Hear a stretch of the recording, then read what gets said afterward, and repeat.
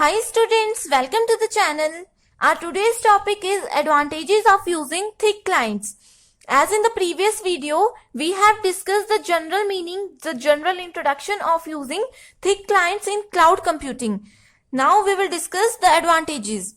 The first advantage is lower server requirements. Right. As we all know, a thick client server does not require a high level of performance. It does not require high level of performance as compared to the thin client servers, right? Because the thin clients themselves do much of the application processing, and it results in drastically cheaper server, right? So it is lower cost requirements. So the second advantage is working offline. Right? So thick clients have advantage is in that a constant connection of the central server is often not required. We have discussed this in previous video that no network connection is required if we are using thick clients, right? But in case of thin client, if we want to use thin clients, we need a strong network connection, because we have discussed that thin clients always work with cloud computing systems, right? And to access all the services provided by the cloud, we need a good internet connection, right? The third advantage is better multimedia performance, right? Thick clients have advantage in multimedia rich applications. It is multimedia rich application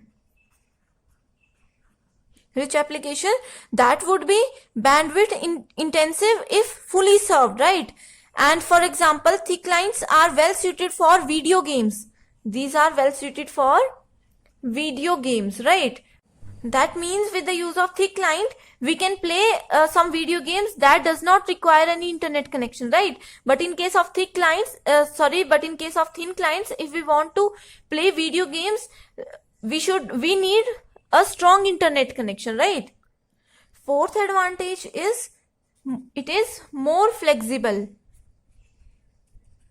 It is more flexible or more flexibility, right?